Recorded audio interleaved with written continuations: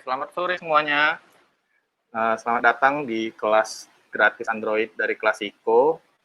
Nanti akan ada bicaranya 4 orang, ada Ihsan, Ivan, Dede, dan Calvin. Untuk awal ini kita bakalan belajar basicnya seperti apa sih Android dan implementasi UI Android itu seperti apa. Nah, nanti di sesinya juga ada sesi tanya jawab. Jadi setiap teman-teman di sini bisa bertanya, bisa open mic-nya ketika ada sesi tanya jawab tadi, atau bisa juga via chat kalau memang mic-nya tidak bisa dihidupkan.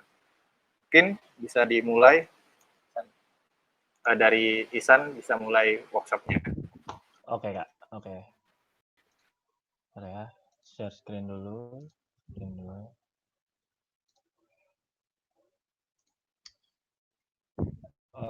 Ya. Oke, halo semuanya. Perkenalkan nama saya Ahmad Iksan. Kali ini di kelas kali ini kita bakalan ngejelasin tentang Android development. Jadi sebenarnya ini basicnya aja yang bakalan saya jelasin di sini. Sebelumnya perkenalkan dulu, nama saya Ahmad Iksan Taib. Saya software developer di Digital Kreatif sambil sekarang jadi mahasiswa juga. Dan ini adalah portofolio saya di Android. Saya udah ngebuat beberapa aplikasi, dari aplikasi yang sederhana, aplikasi untuk image processing, sama aplikasi chat, dan yang paling wah banget mungkin itu aplikasi ojek online. Oke, Android development sebelumnya Android development itu apa sih? Dasarnya Android development itu kita melakukan pengembangan aplikasi itu di Android gitu. Pengembangan aplikasi Android itu udah sekarang tuh untuk zaman yang sekarang itu udah sering banget, udah common banget, udah kayak kacang lah istilahnya, udah ditemuinnya itu orang-orang tuh udah banyak banget, bahkan udah mungkin ada jutaan aplikasi yang ada di Play Store sekarang, yang ada di Play Store platformnya punya Google gitu. Dan juga Android development ini kebetulan sekarang ini juga lagi meledak-meledaknya di Indonesia gitu, karena juga presiden kita juga sekarang mendukung kita untuk kita mau ke revolusi industri 4.0 katanya. Dan salah satunya itu adalah mobile application. Dan di sini kenapa Android development gitu. Di sini saya punya asumsi, punya pemikiran bahwa kalau development ini kita punya banyak ya. Kita punya ada Android development, ada web development. Itu kita Halo ya. Oke. Jadi ada Android development, ada web development. Nah, ini dari dua yang paling sering ya, Android development sama web development. Kalau menurut saya sih Android itu kayak apa ya? Android itu masa depan, web itu luas. Jadi web itu luas banyak banget. Kayak ada React, ada Vue.js dan segala macam, itu luas banget. Tapi kalau Android itu gue lebih mikirnya ke masa depan gitu. Lebih mobile-nya itu lebih kerasa banget gitu. Dan juga ada beberapa case yang kita harus menyelesaikan di Android, nggak harus di website gitu. Contohnya kayak aplikasi ojek online, aplikasi chat. Kita lebih enak chatting sekarang lewat WhatsApp yang base-nya itu ada di mobile. Tapi kalau misalkan dulu, mungkin karena keterbatasan kita sempat, mungkin teman-teman ada yang coba juga pakai MIRC, itu pakai aplikasi desktop, terus pakai Yahoo atau pakai Facebook. Dulu Facebook juga ada chattingnya, ketika ada fitur chat muncul itu kita pakai web. Tapi kalau sekarang kita udah enak banget, kita udah pakai yang namanya WhatsApp, Line, dan KakaoTalk, dan segala macamnya itu udah banyak banget sekarang aplikasi chat. Salah satu aplikasi chat saya ya. Jadi kita itu udah terlalu enak sama mobile gitu. Dan sekarang tuh ya ada beberapa case yang kita harus bisa selesainya pakai mobile. Oke, next. Oke. Dan juga dalam pengembangan aplikasi Android itu sering juga ya ada perdebatan, ada yang namanya native, ada yang namanya hybrid. Nah, ini kita jelasin satu-satu dulu nih.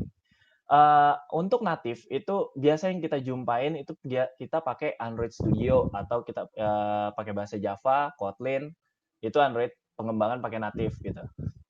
Terus ada juga yang ngomong, aduh nggak enak nih pakai Java, Kotlin. enakan pakai hybrid gitu. Nah, di sini ada untung, ada ruginya ya. Kenapa ngembangin mobile application itu pakai native sama pakai hybrid? Dari pengalaman yang gue belajar, itu ada pernah dulu juga belajar React Native, pernah belajar Flutter, Ionic juga sempat pernah ngelihat orang pakai Ionic, sama ada yang Xamarin dari Microsoft. Itu mereka ngelakuin pengembangan pakai teknologi hybrid gitu. Yang pada dasarnya hybrid itu kan gunanya untuk multi platform ya. Jadi untuk satu codingan teman-teman nggak perlu repot, itu cukup satu codingan, misalkan React Native itu bisa ke iOS sama bisa ke Android. Itu lebihnya hybrid. Tapi kalau native itu Java Kotlin ya Android aja. Kalau yang iOS-nya pakai Swift atau Objective-C. Jadi pengembangannya itu udah kita lebih fokus dan terperinci ya. Kalau kita native itu lebih dia dia menurut gue sih lebih maintainable. Kalau hybrid itu juga sebenarnya maintainable, tapi karena kalau kita bisa fokusin gitu, kalau misalkan kita bisa fokusin untuk yang Swift-nya kayak gimana, untuk yang Kotlin-nya gimana. Jadi untuk yang pengembangan per platformnya itu lebih fokus ke native gitu. Jadi kalau disuruh pilih mana native mana hybrid, ya dua-duanya gitu. Tergantung case-nya juga. Kadang-kadang tergantung klien juga. Kadang-kadang ada klien yang minta iOS sama Android misalkan yang mau, dan itu simple gitu dan proyeknya simple, ya udah silakan pakai hybrid. Dan kalau kita maunya lebih, tim kita lumayan gede dan kita pengembangannya mau lebih lanjut, mau berkembang terus, itu disaranin untuk native karena balik lagi ke sumber daya sama kemampuan kita juga sih untuk memilih antara Android native atau hybrid yang bakal kita pakai. Nah, selanjutnya karena kita di sini bahasa native, di sini ada juga perkenalan dikit yaitu tentang Android Jetpack. Jadi Android Jetpack ini adalah salah satu library yang dikeluarin official dari Google. Jadi mereka itu ngeluarin yang namanya Android Jetpack. Itu library yang untuk ngebantu kita banget.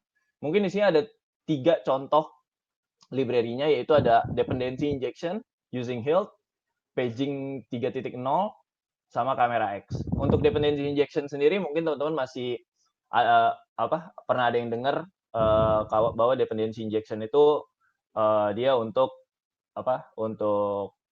mengimprove app supaya app-nya lebih cepat. Jadi nggak perlu ketika ada dependensi yang diperlukan itu nggak perlu menginisialisasi ulang terus.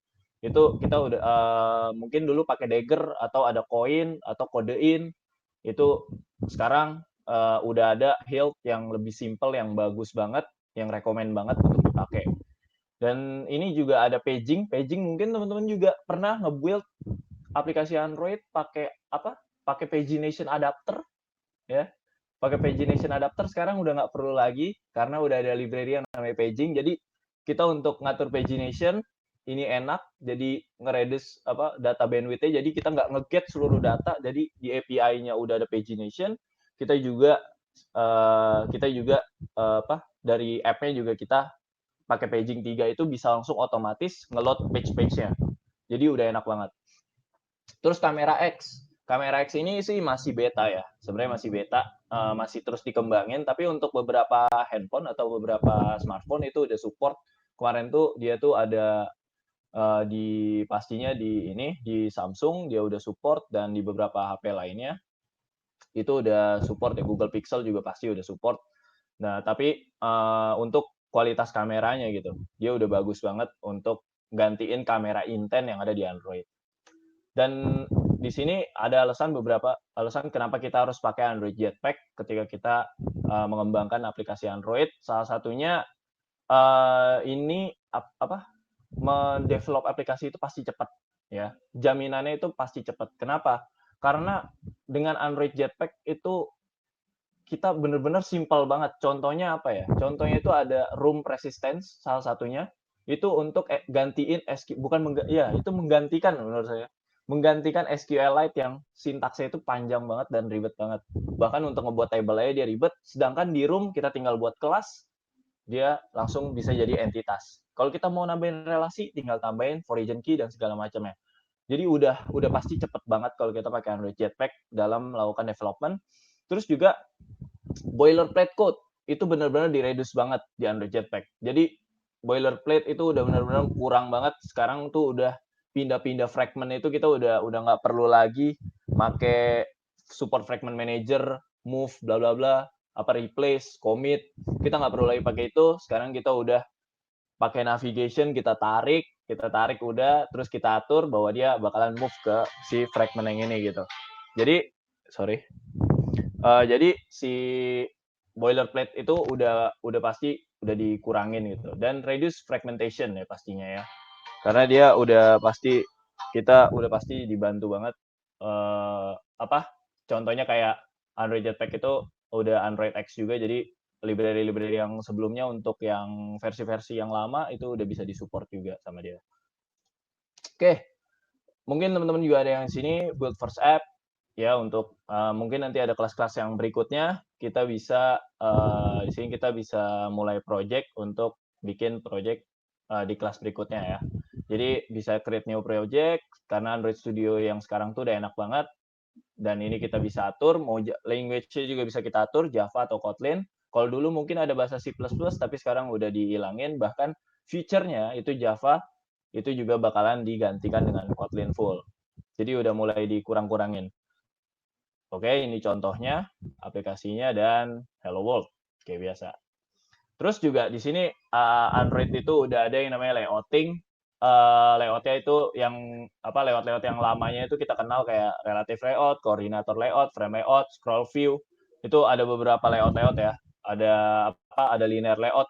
Tapi sekarang tuh udah ada yang namanya constraint layout yang kita tinggal drag and drop, dan itu udah enak banget pastinya untuk kita. Jadi dari beberapa layout yang ada di sini itu yang masih sering dipakai itu paling scroll view, koordinator, relatif. Frame layout itu jarang banget. Relatif pun udah mulai jarang. Jadi koordinator, scroll view, sama satu lagi pasti pakai constraint ya. Terus apa beda layout itu? Bisa dipelajarin besok, yaitu implementasi UI ke Android development, oke? Oke, ini dan juga ada beberapa komponen Android ya pastinya. Yang paling umum button ya, salah satu komponen input yang paling penting di Android ya. Kalau nggak ada button ya kita bingung juga. Terus juga ada input output, ada edit text dan text view, dan juga sekarang edit text udah disupport sama material design, yaitu udah ada text input layout. Jadi tampilannya lebih bagus daripada edit text yang sekarang gitu, yang bawaannya. Tapi edit text masih ada, tapi sekarang udah ada yang namanya text input layout, itu lebih bagus lagi gitu. Dan juga ada text view untuk nampilin teks dan segala macam, dan umumnya kita ada checkbox dan ada radio button untuk choosing multiple choice. Untuk Android Kotlin bakalan dijelasin next-nya mungkin sama Fandi, dan ya nanti ada sesi Q&A mungkin setelah ini semuanya. Ya, mungkin segitu ya dari saya. Terima kasih. Oke, mungkin lanjut dulu materinya oleh Saudara Ivan.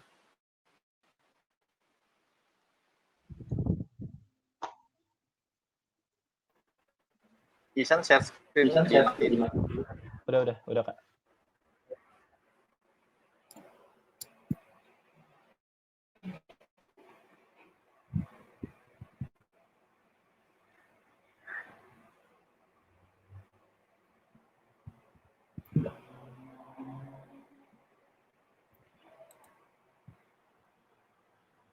Oke, Assalamualaikum warahmatullahi wabarakatuh. Perkenalkan, nama saya Icwandi Oktala Maulana, biasa dipanggil Fandi. Saya saat ini bekerja di Digital Kreatif sebagai Android developer. Oke, sudah cukup basa-basinya. Sekarang kita akan berkenalan dengan Kotlin, bahasa pemrograman yang dikembangkan oleh JetBrains. Kotlin dikembangkan pada tahun 2010 secara open source dan baru stable release pada tahun 2016.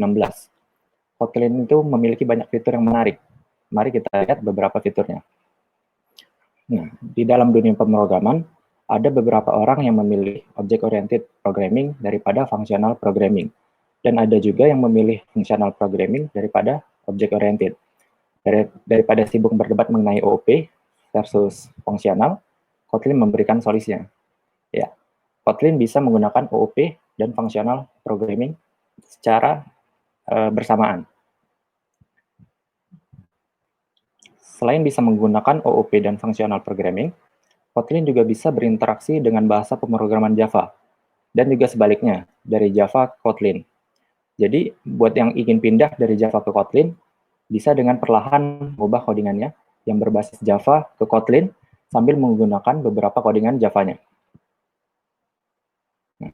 Tidak hanya kemampuannya untuk berinteraksi dengan Java, Kotlin juga menyediakan fitur yang cukup menarik, yaitu null safety. Pada Java, null itu ditemukan pada saat runtime, sedangkan Kotlin bisa menemukan null pada saat compile time. Nah, ini merupakan fitur yang cukup membantu para developer. Selanjutnya ada Kotlin Extension. Nah, ini fitur yang paling saya senengin. Sebuah fitur yang tidak kalah penting bagi para developernya. Kenapa penting? Karena dengan Kotlin Extension, itu dapat memudahkan developer untuk memperluas sebuah fungsi dari kelas tanpa menyentuh kelas tersebut. Contohnya ketika kita ingin menambahkan sebuah metode pada kelas ArrayList, maka kita harus membuat baru dan mengextend ke ArrayList. Nah, ini cukup repot soalnya.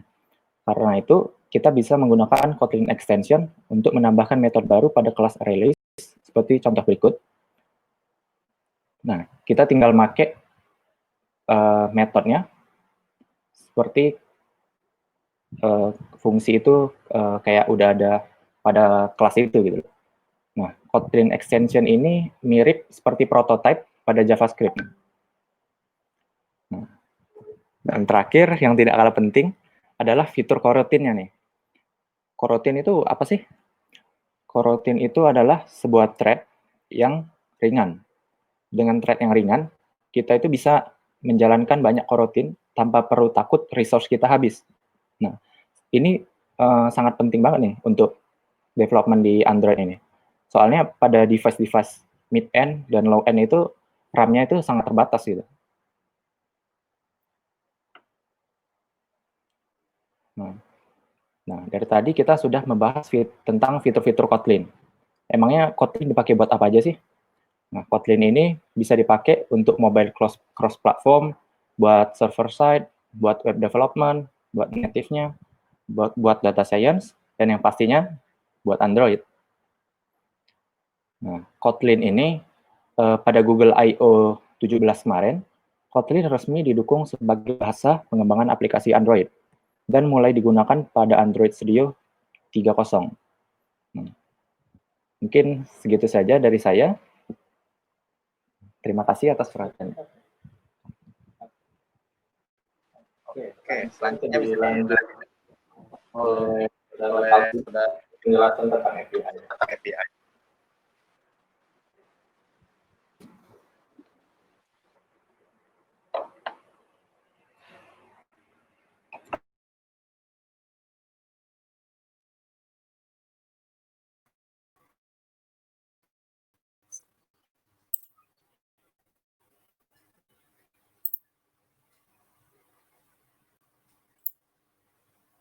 Calvin, bisa dimulai, Calvin.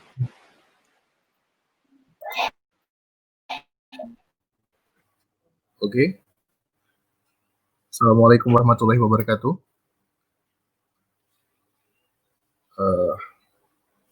Kedengaran nggak sorry? Kedengaran, Calvin, dengar. Oke. Bisa dilanjut. Assalamualaikum warahmatullahi wabarakatuh. Ya. Pada kesempatan kali ini saya akan menjelaskan sedikit basicnya tentang REST API dengan Go. Oke, nama saya Kevin Fadil Mahendra. Saya API developernya di Digital Kreatif. Juga seorang mahasiswa juga. Oke, daripada itu langsung saja kita masuk dengan Go. Go merupakan bahasa pemrograman yang terbilang baru karena baru muncul dari 2009. Go juga dibentuk oleh Google dan tim pengembangnya. Jadi sampai sekarang pun masih dikembangkan oleh Google. Walaupun ini juga Go ini termasuk open source programming, jadi free juga, semua orang bisa berkontribusi, bisa memakainya dengan gratis. Oke, kita lanjutkan. Ini struktur dari Go, yes, karena bahas tentang sangat basic ini. Jadi saya bahas tentang strukturnya aja dulu. Jadi di Go ini terdapat package, import, dan main function. Gunanya itu package yang pertama itu untuk memisahkan antara file-file, juga untuk memberi nama antara file dan folder, agar lebih mudah juga diakses dengan package yang lainnya. Jadi kita tinggal memanggil suatu package yang sudah kita bikin, atau juga bisa dari library atau package orang di GitHub, memang contohnya, lalu tinggal kita import di file Go kita dengan cara seperti itu. Kalau lebih dari satu itu bisa menggunakan yang bawah, lebih banyak dan lebih efisien. Selanjutnya tuh di main functionnya ya untuk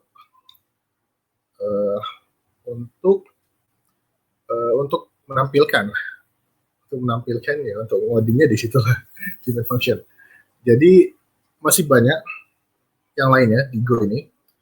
Contohnya itu di Go ini tidak memakai yang namanya OOP karena dia tidak ada kelas maupun objek. Saya lupa untuk memberikan contohnya di sini. Jadi, tapi di Go ini ada yang namanya struct. Struct ini lebih mudah untuk digunakan karena kita tinggal mendeklarasikan struct-nya dengan cara tipe, terus nama struct-nya, contohnya user, lalu struct, lalu buka kurung, di bawahnya langsung nama variabel sama tipe datanya. Jadi itu sudah berfungsi sebagai setter getter, itu sangat mudah dikelola. Juga ada fitur yang namanya Go Routines, sama seperti yang Kotlin tadi. Kalau Kotlin tadi untuk meminimalisasikan memori yang ada di Android, kalau di Go ini, Go Routines ini, dia gunanya yang pasti untuk mempercepat proses perhitungan atau pengambilan data, pengolahan data itu biar lebih cepat, supaya ya lebih cepat digunakan. Mengapa Go? Karena kalau ini dibandingkan dengan slide-nya di next. Oh iya. Ini sudah habis. Slide-nya di next di sini, di yang tadi. Okay.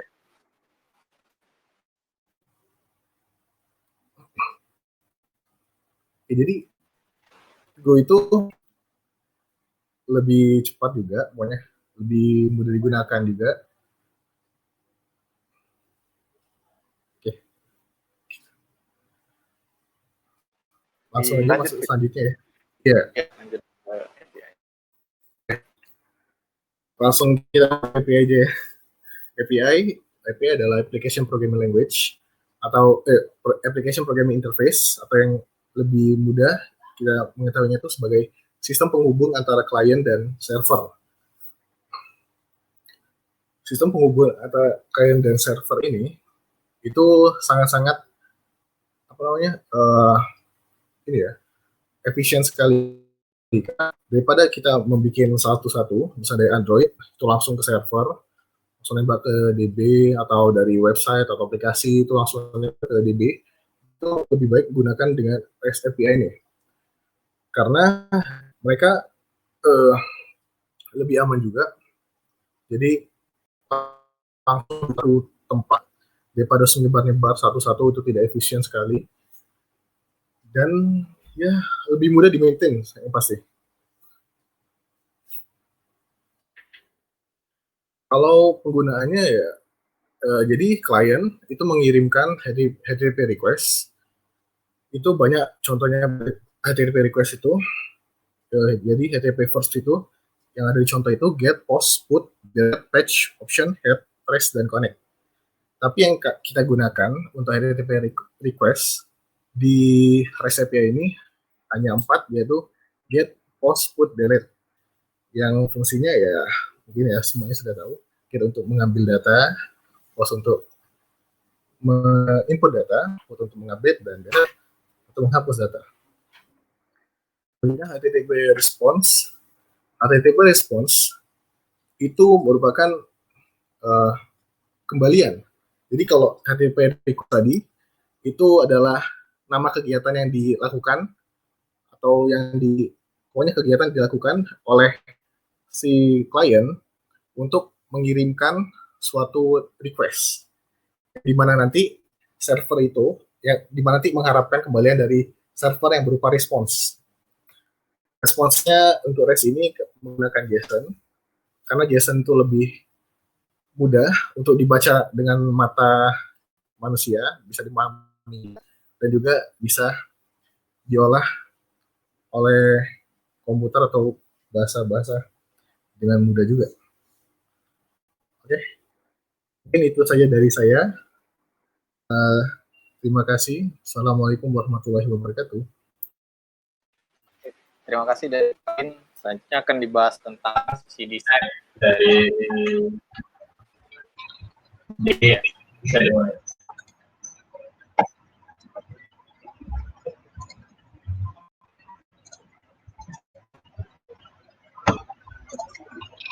Baiklah, terima kasih. Perkenalkan, Assalamualaikum warahmatullahi wabarakatuh. Nama saya Muhammad Dede Alfaruk, biasa dipanggil Dede. Saya sekarang sebagai UI designer di Digital Kreatif. Baiklah, topik yang akan saya bahas di sini apa itu Android UI design dan menggunakan material design. Pertama yang akan saya bahas apa itu material design.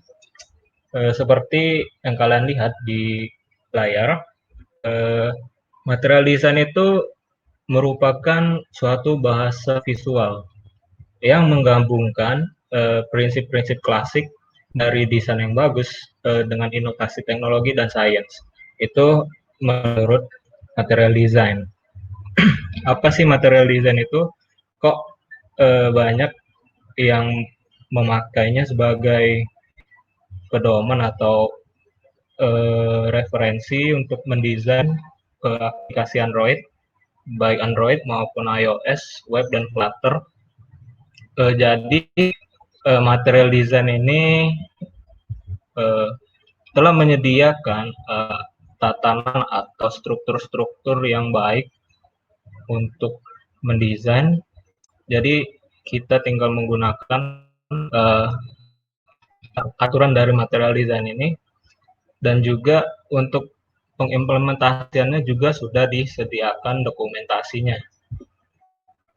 Nah, digunakan untuk apa sih? Di sini ada 3 yang akan saya bahas. Yang pertama, material bisa untuk create atau membuat visual. Yang kedua, unify untuk menggabungkan, dan juga buat user experience yang dapat dilihat melalui cross platform atau device. Yang ketiga juga kita juga dapat mengcustomize dengan berpedoman atau menjadikan material design sebagai acuan dalam mendesain. Selanjutnya, apa yang harus kita ketahui sebelum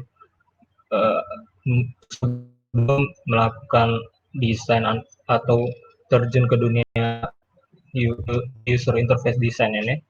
Ada 3 di sini yang akan saya sebutkan. Yang pertama, ini dasarnya. Pertama itu kita harus mengerti warna-warna dari sebuah aplikasi yang akan kita buat.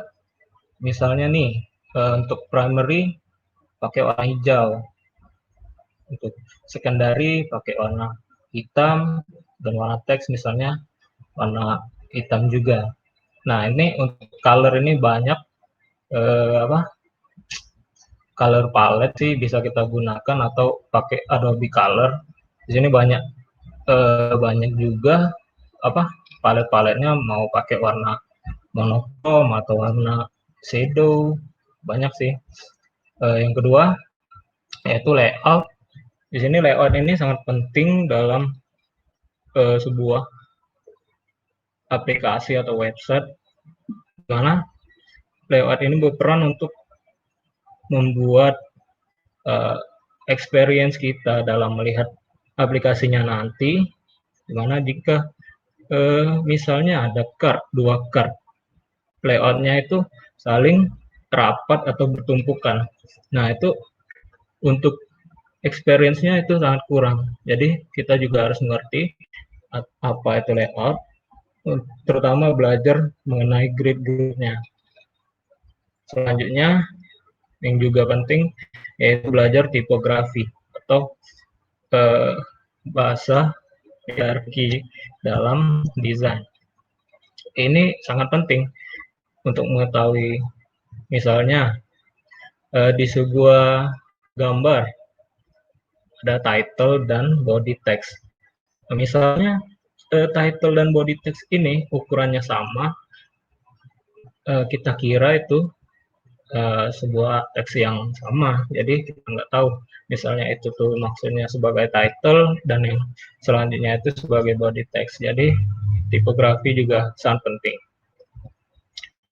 Nah, di sini untuk Android Material Design, di sini komponennya saya akan tampilkan beberapa, soalnya sangat banyak. Yang paling sering digunakan mungkin sudah disinggung oleh saudara Ican tadi. Di sini juga terutama button ya, button navigation, banner, apps bar bottom, banyak ya. Nah, di sini kalian bisa kunjungi websitenya. Untuk komponennya kalian bisa lihat di situ banyak komponennya lengkap. Misal kalian mau ini FAB button atau floating action button, tinggal klik aja. Jadi di situ ada penjelasannya, ada contoh pemakaiannya, ada spesifikasinya. Jadi lengkap sih untuk sebagai acuan atau pedoman untuk mendesain suatu aplikasi Android. Nah, Material Design ini bisa sih untuk developer juga bisa menerapkan maupun designer, UI designer. Untuk kalian yang sebagai UI designer biasanya menggunakan aplikasi desain seperti Figma atau Adobe XD atau Sketch untuk MacBook. Di sini sih biasanya pakai Figma ya, soalnya dia juga bisa digunakan misal kalian menggunakan Linux. Jadi yang penting kalian siapkan saja browser dan internet. Nah, ini sebagai contoh saya menggunakan pedoman dari Material Design. Di sini saya menggunakan Figma untuk desainernya. Di sini saya mencontohkan menggunakan misalnya mau membuat top bar. Di sini bisa kita lihat untuk ukurannya itu 50x. Jadi tinggal kita ikuti saja, sesuaikan dengan ini Material Design. Nggak harus sama sih kalau saya biasanya, sesuaikan dengan kebutuhan sih. Selanjutnya, nah buat kalian yang ingin desain nih tapi nggak tahu mau bikin apa atau nggak ada inspirasi, biasanya sih mau lihat-lihat ini inspirasi itu ke sini biasanya. ke Dribbble, ke Uplabs, ke Behance, atau Pinterest, atau di Instagram banyak yang posting-posting kan. Terutama di Dribbble ini sangat bagus sih. Terutama kalian yang ingin berkarir di UI designer, kalian bisa posting hasil desain kalian ke situ. Terus jika ada yang tertarik bisa meng-hire kalian nanti. Nah, ini sebuah contoh aplikasi yang saya desain untuk workshop besok. Nah, ini saya desain pakai Figma dengan menerapkan menerapkan material design tadi. Di sini aplikasi biasa sih buat melihat data corona di Palembang. Nah, untuk aplikasi ini kalian mau lihat atau mau mencoba langsung, kalian bisa kunjungin link yang saya tampilkan di bawah ini. Dan juga ini desain ini besok akan diimplementasikan ke Android pada ini workshop besok. Mungkin itu saja dari saya. Terima kasih.